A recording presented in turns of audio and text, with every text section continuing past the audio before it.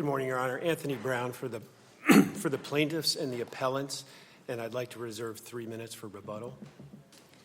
Your Honors, in just 4 years between 2014 and 2018, Edward Jones doubled the percentage of advisory program assets that were under the company's management. When they did that, they doubled the fee-based revenue, and their fee-based revenue went from $3 billion to $6 billion, which accounted for about 80% of its total revenue.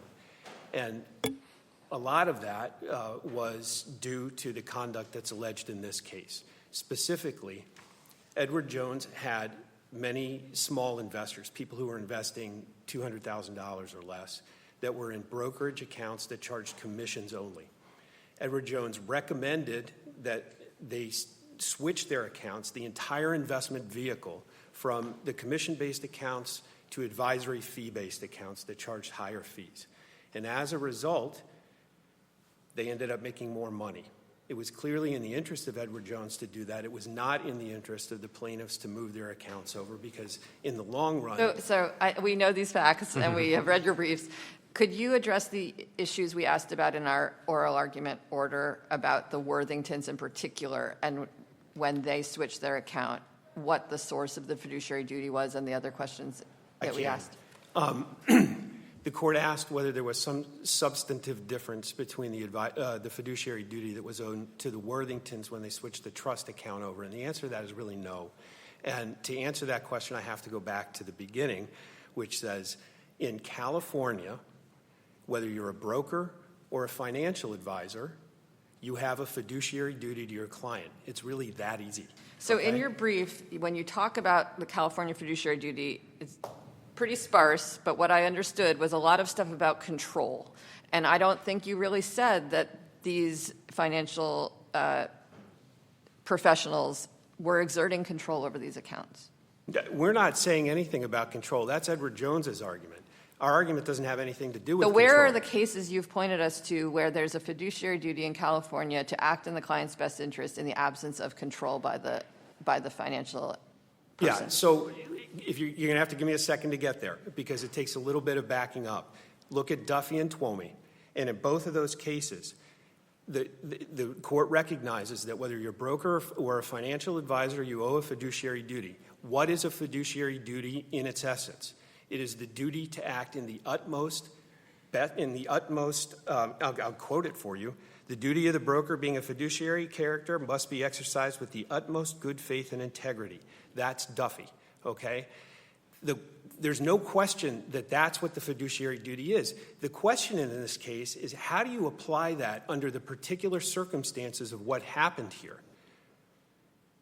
And to do that, you have to ask yourself, what's going on? Are they offering transaction advice about what investments to put their money in, or are they offering advice about whether you should be in a commission-based brokerage account or in a fee-based advisory account? It's a different kind of inquiry.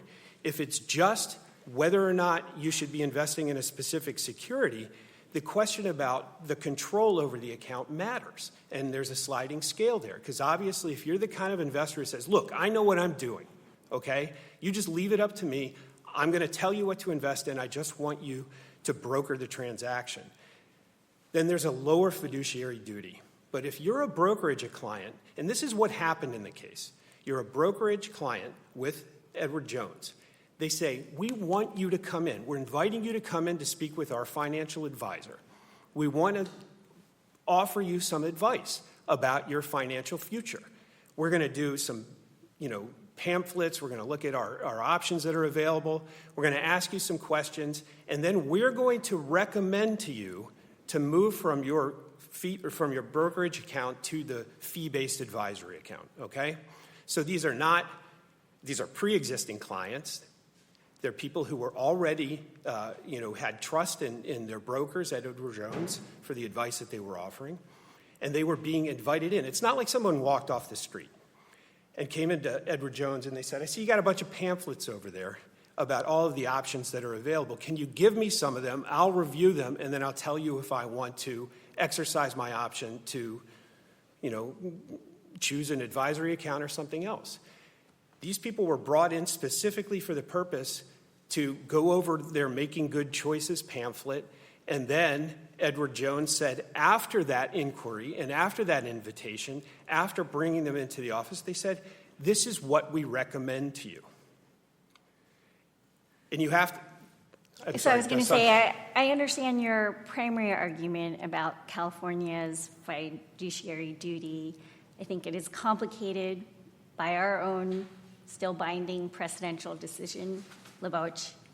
I think that's how you pronounce it. And I think there's at least arguably some nuance to the California fiduciary duty, its scope, and how it would apply to the facts of this case. But assuming for the sake of argument that the district court's understanding of the fiduciary duty was correct and it was more limited, essentially, for some of the plaintiffs here, then we get to the question of our focus order. I understand your primary argument is there is a high fiduciary duty for all the plaintiffs. Assume for the moment in answering the first question of our focus order that the scope of the fiduciary duty, to the extent it existed, does not support your claim for the plaintiffs other than the Worthingtons. Just assume that. I understand your argument is that it does. But if you assume that, then is there another source of a greater fiduciary duty with respect to the Worthingtons? And if so, what? So, and it's complicated because the scope of the fiduciary duty has to be determined with respect to the actual transaction that's being made. I want to point to, and I understand that, and I'm not going to try to dodge it, but I want to point to another quote from Duffy, which I think is critical for this case, and it comes just a little bit after the one that I quoted. This is on page 1531. The trial court is entitled to look at the substance and not the form of the transaction in determining the duty. So just to be clear, your argument is that we should be thinking about the Worthingtons and anyone else. We should think about the specific transaction that is at issue. So the fact we should be thinking about that this was a proposal to enter into an advisory relationship by their broker, and that should be the focus of our consideration of what duty is owed, and that the fact that they have already had in the background this advisory relationship is not relevant in determining what the duty is. Oh, I thought you were going somewhere else. I agree with the first part and disagree with the second part. I think that the specific transaction itself in this case is the recommendation to move from a brokerage account to a fee-based advisory account. And that was made at the time they had that relationship was a brokerage relationship, correct? That specific relationship was a brokerage relationship, but there is a question of fact about whether they were financial advisors under the circumstances. So that's the problem that I'm having is I think that... Well, where is there any case that says that the brokerage account has duties beyond a brokerage account duties? Yeah, so that's the point that I'm trying to make is so this is what Edward Jones says. They say, look, if I take my brokerage account hat off and put on my financial advisor account, I'm a financial advisor. But as long as I keep this brokerage account hat on, then I stay a broker. That's not what California law says. So where do we have a California law case that says that when you're recommending a particular type of account, you have not just no fraud, not just disclose the facts, but actually you can only recommend the best kind of account? What case says that? Because I think that's what you want. Duffy and Twomey and Hasso v. Hapke, they all say that. Now, are the facts the same as the one that you just said? No. But what they say is the fiduciary duty is to act in the utmost good faith and integrity. And then the question is, how do you apply that under the circumstances?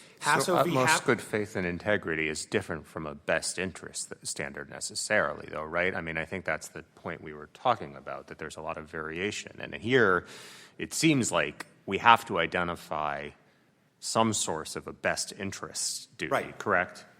Well, I wonder whether that's true. Well, I think your expert only testified about this not being in the best interest. So if we don't have a duty that lines up with what the expert opined on, I think the expert becomes irrelevant and you have no facts. So don't you need to have you need the duty you're pointing to in the law to line up with what the expert was talking about. Right. So the duty is to act with integrity and the utmost good faith. And what does Okay, that so mean? if that's the only duty, then I don't know that your expert even talked about that, because instead he talked about this wasn't the best kind of account. Right. How hard is it to translate from that to a question about whose interest is this transaction in? It's the same inquiry. If I can point you to footnote 8 of Duffy. Well, couldn't it be in the client's interest and Edward Jones' interest at the same time? You're saying, you're saying because it benefited Edward Jones, it could not have benefited the clients? No, I'm not saying that. What I'm saying is under the very specific circumstances that these plaintiffs fit into, it did not benefit them. And before I get there, this is the Douglas Schultz thing that I think I cannot walk away from court today without going into this.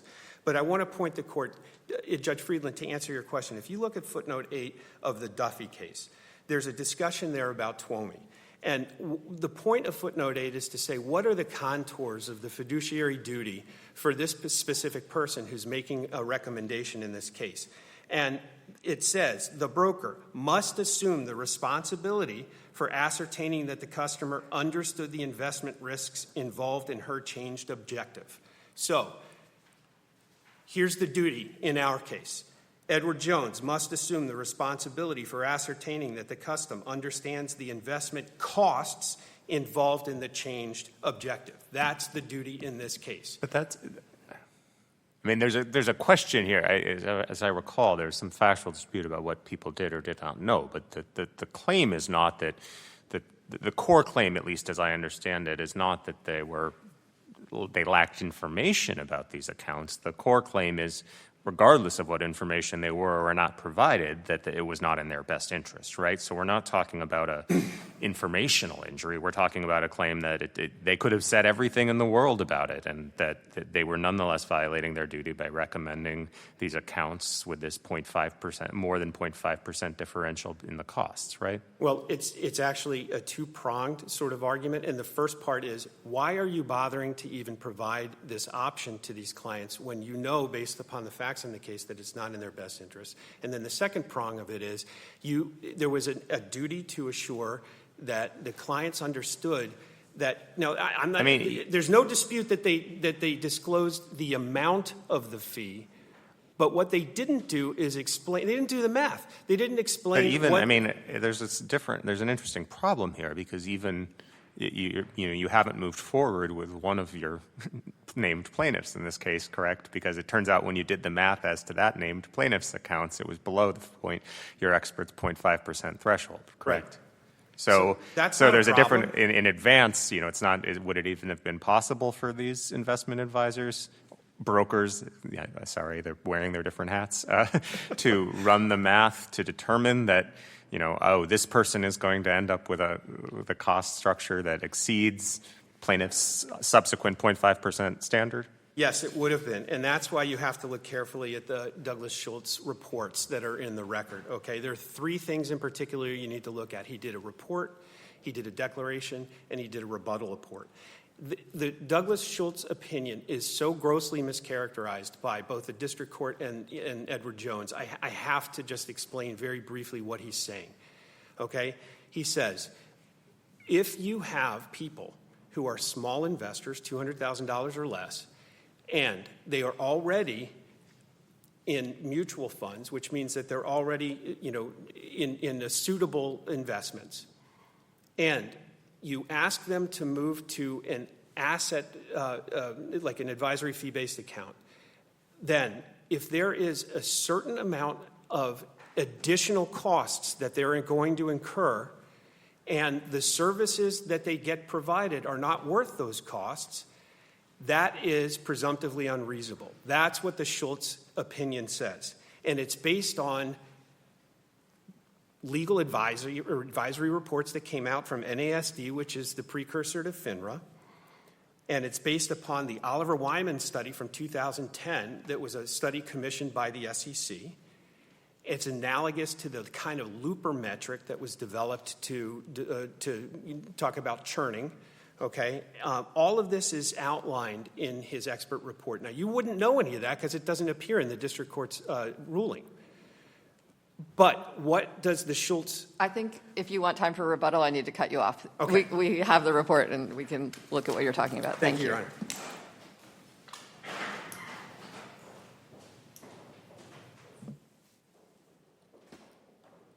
Good morning, Your Honors. May it please the Court. My name is Monica Losman with Gibson, Dunn & Crutcher on behalf of Defendant Appellee Edward Jones. Let me focus my argument on the three questions that the Court posed just a couple of weeks ago as a roadmap. First, when the Worthingtons opened their joint advisory account, so that guided solutions account, did the fact that they had separate advisory accounts with Edward Jones cause Edward Jones to owe a greater fiduciary duty to them at that time with respect to that guided solutions conversation? The answer to that question is no. There is no reason here that the Worthingtons were owed a greater duty under the circumstances. The mere existence of those separate advisory accounts in which separate funds were managed by Edward Jones that are not the subject of this dispute, that mere fact does not trigger a greater duty with respect to the funds and the investments in the brokerage account. But let's suppose... What authority do you have for that? So would you agree that at least with respect to serving as an investment advisor, there is a fiduciary duty with respect to those accounts? Absolutely, Okay. with respect to and those then what accounts. is that duty? And the source of that fiduciary duty for the advisory accounts, that source is the Investment Advisors Act. Yeah. So Edward Jones has an obligation to provide advisory services and a fiduciary obligation with respect to those accounts that are managed in those advisories. Right. And what is the nature of that fiduciary duty? The nature of that fiduciary duty certainly includes to act in the client's best interest, but it includes ongoing duties, right? The scope of the fiduciary duty with respect to those advisory accounts include those ongoing obligations to manage those funds, but also to act in the client's best interest. So that is the scope of the duty that Edward Jones owed the Worthingtons with respect to the investments they held in those advisory accounts. The question is, what duty did Edward Jones and Lisa Rodriguez owe the Worthingtons with respect to the different brokerage account? Now, that question depends on California state law. That's where Duffy and Toomey apply and come into question. The analysis requires the court to consider the facts or circumstances relevant to those funds and the extent of control that Edward Jones or Ms. Rodriguez exercised over those funds invested in the account. I understand. What I have trouble with, and I'm looking at the SEC guidance, it says once a financial professional assumes the role of investment advisor, the advisor takes on a fiduciary duty that applies to all investment advice the investment advisor provides to clients, including advice about account type. Advice about account type includes advice about whether to open or invest through a certain type of account. So why wouldn't that then apply to the Worthingtons? And they said, I think you should switch your brokerage account to a different type of account with higher fees. So first, that guidance that came out from the SEC, that was in 2019. Right, but they said they were affirming prior guidance. Prior to that point in time, no case, no federal court case, no SEC case had applied the duties an advisor owes under the Investment Advisor Act more broadly, beyond the scope of funds that were managed within an advisory relationship. So the Belmont case, for example, and the other cases applying Belmont have never applied it more broadly. So to the extent that was the SEC's changed or new view, as of 2019, I suppose that's their view to have, but it doesn't mean it should retroactively apply 3 years prior to 2016. Although they say it's reflecting existing law and reaffirming existing law, and certainly, I think you've cited a sort of statement by the SEC as well in the Federal Register, not an actual policy, but just a statement supporting, responding to certain comments in support of your claim that there are distinct interests, that there are distinct duties that apply based on the account type at issue, correct? That is correct. The SEC is saying we are providing guidance. This is our view of the law. But my point is simply that it has certainly never been applied that way by the SEC or any court of law. How is an individual investor supposed to understand when they go in to talk to their financial advisor that in fact, this part of our conversation today is subject only to the, whatever the California duty might apply to brokers or federal might apply to brokers. And that's different from the fiduciary duty that the same person owes me, 20 minutes ago when we're talking about the kinds of investments that we're going to make in the funds that are in my financial advice. Sure. account. Well, let's take the Worthingtons, for example. The undisputed facts that at the time of that guided solutions conversation, the Worthingtons had 3 accounts with Edward Jones. They had the 2 retirement advisory accounts. They also had a sizable brokerage account. They chose to open it as a brokerage account because they liked picking their investments on their own. They liked picking which stocks they would choose to invest those brokerage funds in.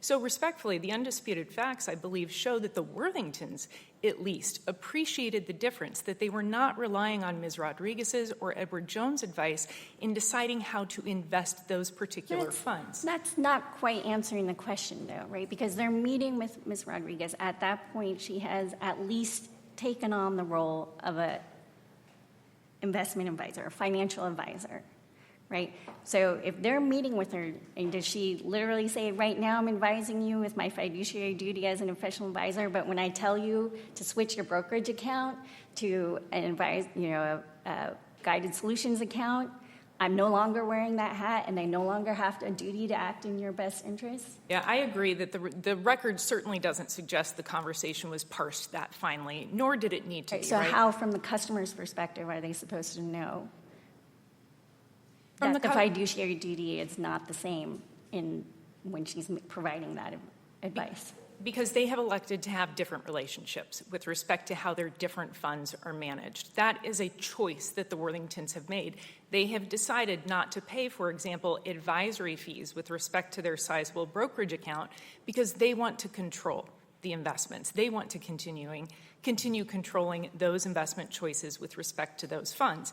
A different rule would come to an absurd result where a client could decide to open a very, very small advisory account and pay a very, very small advisory fee and receive advisory services with respect to that account, but somehow establish an expectation that they were entitled to, without paying, a broader advisory relationship to other funds held in the brokerage account. But on the facts of this case, it doesn't matter. There is no dispute that Ms. Rodriguez and Edward Jones met either standard. So whether with respect to the Worthingtons, they were owed a greater fiduciary duty with respect to that guided solutions conversation, there is no dispute, no genuine dispute of fact that Ms. Rodriguez met that standard. I mean, that goes to the core of to get to that point, the district court had to conclude that the expert declaration and evidence that have been provided was not admissible or not probative of the issue. And I was planning to ask you, your colleague has articulated the way that I read the expert's report, which is that I think the district court said it was disregarding the law that you can't focus on cost alone and you have to consider other factors. It strikes me when reading the report that that's precisely what the expert did. The expert said there are a particular set of facts here that I'm considering the kind of investments they have, which are mutual funds, index funds, the goal, their particular goals as investors. So in the particular context in which these individuals were investing and the particular kinds of accounts they had, it was the fact that, and he went through the other factors that might have justified a difference. It might have justified an increased cost. He went through all of the purported benefits of the financial advisor's account as opposed to a brokerage account, and he ultimately concluded that none of those were warranted. So the language saying that the increase in costs above a certain level is sufficient to show this regardless of other factors, he's really saying, I've thought about all the other factors and they're not relevant, and that's my expert testimony. And so why is that not sufficient to create a factual dispute as to the existence of a breach of whatever obligation was owed? It is not sufficient to create a factual dispute because it is not a factual dispute. So all of the facts that he addresses in his report, those are not in dispute. There's no dispute that Ms. Rodriguez considered the financial circumstances of the Worthingtons. She considered their risk profile. Well, what their about his investment objectives. testimony as an expert in the financial industry that recommending an account type that will increase costs above 0.5% under the circumstances, considering all the other potential benefits, which are not ultimately illusory in his view, is that constitutes a breach of the fiduciary duty. I mean, that's his testimony. He's an expert who knows. We do allow expert testimony on the nature of particular duties as applied in particular industries. So why is that not sufficient to create a factual dispute on that issue? Because that's the equivalent of a conclusion of law. That's considering all of the undisputed facts and concluding that it breached the best interest standard. No court. Well, no, has I don't think he's saying that quite. I mean, isn't he saying, I'm an expert in the field, I understand how good advice is given, and this is bad advice? But at core, his opinion is it's bad advice because it's 0.5% more than the fees paid in the brokerage account. He has a benchmark for his bad advice, but he's basically saying, I'm an expert in the field and this is bad advice. So you don't like it, you don't agree, you think, and I think you have great arguments about why it's bad, why it's not a very persuasive opinion. But persuasive is a question for the jury. But it's a matter of at what point that duty is breached, right? We have no dispute that diligence was done, additional services were provided, and that the cost is 0.5% more than what it was in the brokerage agreement. No federal law, not the SEC, not FINRA, no California law, no California case has ever concluded that that is a per se breach, where the cost of advisory services. Right, you're characterizing his opinion as a per se opinion because he had a rule of thumb, say. But he could have just said, he's basically saying, I looked at these accounts and these fees and they're too high for it to be good advice. And so, yes, he also named a number and you're quibbling, calling it per se for that reason. But let's just assume for a second that he's really just saying these fees are too high for these types of people and it makes it bad advice. Why would that not create a fact dispute about whether it's bad advice? Because it's not just a rule of thumb as applied, Your Honor. It was a bright line rule. It was a per se breach of the duty, whether it's a best interest duty or the duty under Duffy or Toomey. Well, but opinion. that might be arguably he may think that you certainly could make an argument that it's below that, and he's effectively being conservative in his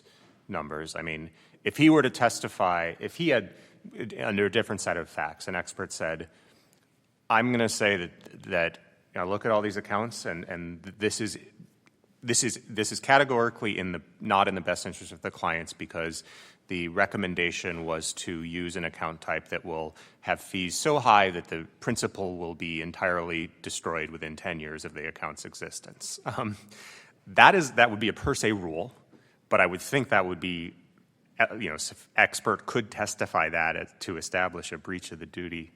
The fiduciary duty, couldn't they? I mean, that there's nothing wrong about that as an expert opinion. You might disagree, but you could certainly see cases. Maybe 0.5% is the wrong place to draw that line, but experts do have to draw lines, make decisions about the point at which they're going to do that, and that can be more conservative, that can be less conservative. But that's again goes to the weight of their testimony rather than its persuasiveness or admissibility. But to be clear, Mr. Schultz proposes, again, a per se rule. So not a rule of thumb where circumstances might cause a conclusion as to one investor to deviate from the conclusion as to every other investor. Well, no, he proposes a rule that is specific to the plaintiffs who are before him in this case and the particular circumstances that exist as to them which involve the kinds of investments they're making, which are mutual fund and index funds investments, which are going to have their own cost structures and presumably reflect their underlying investment strategies to a certain degree. I mean, I think he's not saying that this 0.5% rule would apply if you had a different set of plaintiffs whose only goal was growth and had no risk aversion whatsoever, who wanted to involve an individual high risk but high growth potential stocks, something like that. We're talking about index fund, mutual fund investors in these particular contexts. No, I think he was proposing actually a bright line rule that He only was applies. testifying about the individuals who were before him, correct? And their accounts. Not quite. His expert report was also offered in support of their motion to certify a nationwide class using that same bright line rule. And that's the problem. That's But where wouldn't it the crosses class the have been line. of people with low volume accounts with this type of investment in them? I mean, it's not like for very rich people. I mean, and again, what maybe you'd have an argument that you couldn't certify a class on the basis of this rule because there's too much variation within the class as to what their goals were and that it doesn't actually apply. But that's a separate question of, to the extent he was testifying as to these individuals, was it sufficient to create a dispute of material fact as to these individuals? Even as to these individuals, if you look at the Nationwide case or the Worlds of Wonder case, what his opinion does is exactly what this court did not permit the experts there to do. And that was to look at the undisputed facts and conclude, for example, in the Worlds of Wonder case, that in that expert's view, Deloitte exhibited a level of scienter that was sufficient under the law. That's what Schultz is doing here. He is looking at the undisputed facts But and he's not concluding saying it's a breach. sufficient under the law. He's saying it makes it bad advice. But can I go back to an earlier question? Because I think in my view, you have a problem with this being a fact dispute if there really is a duty in this context to be in the client's best interest. But earlier on, when we were talking about this 2019, clarification, restatement. Can you explain? I think there was a premise of the questions earlier that it was just reaffirming prior law. And I don't know do you agree that it was just reaffirming prior law? I do not believe it was reaffirming prior law, because if you look at the investment advisor cases, including the cases where the claim was a state law claim for breach of fiduciary duty, and the source of that duty was the Investment Advisors Act, that even in those cases, that duty has never been applied outside the scope of the advisory relationship and the investments managed within that advisory relationship. That's why I don't think that is a correct statement of the law at the relevant time in 2016. I was having iPad trouble today. So did the 2019 statement, though, say that it was reaffirming prior law? What did it say it was doing? I need to go. I don't think it was that precise. I don't think it certainly did not appear on its face to engage in a historical analysis of the application of the federal fiduciary standard in the past. It was a passing statement about advice related to account type, right? Account type advice. So to the extent that was the view, it was news to the industry, and it was new as of 2019. And can you point to anything that helps us as not experts in this industry understand that? Like, what do we look at to see whether this was new or not? Yeah, I think the best place to look is the very fact that very year the SEC adopted Regulation Best Interest, so Reg BI. That rule expressly applies to this circumstance. It applies to the circumstance where a broker has an existing brokerage relationship with a client and is recommending an account type. So let's assume And does that say, like, this is new now? I mean, where do we learn that this is new? It's in Reg BI. It's in Regulation Best Interest. Does it say it's new? Yes, and it was Reg BI was a monumental undertaking for the industry. It was the first time that the best interest standard was adopted for broker-dealers. It was after public release and extensive public comment. In fact, it was adopted in 2019, and the effective date had to be delayed until 2020. So there's no question. The best interest standard is the correct standard and would apply to the Worthingtons today.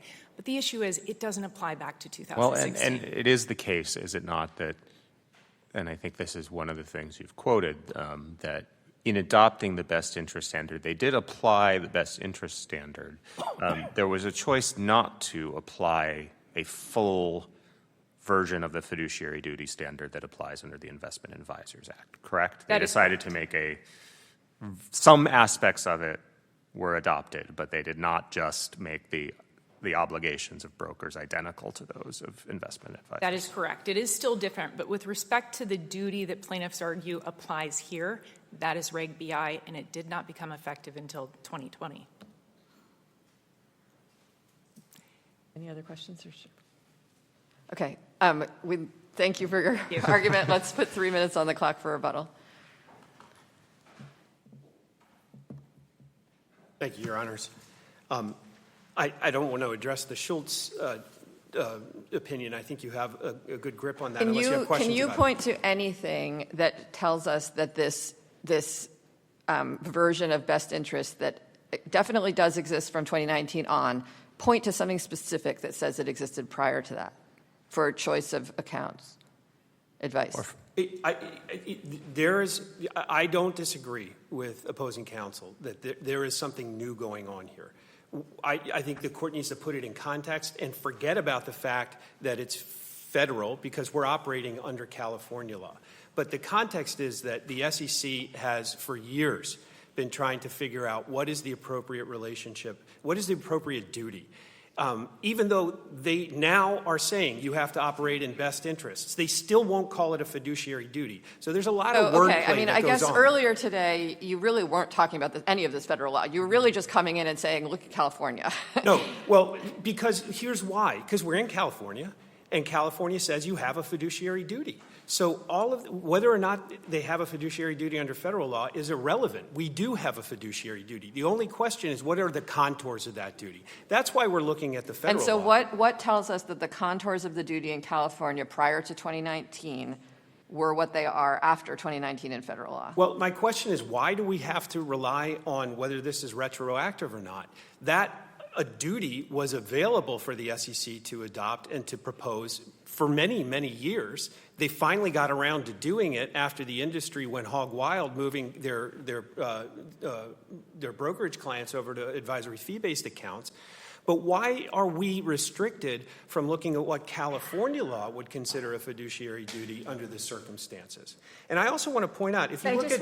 I just want to be very clear. Are you conceding that as of 2016, someone who had clients who had both an investment advisor account and a brokerage account, the investment advisor did not have a duty to act under federal law, a duty to advise the client in their best interest as to account type choice?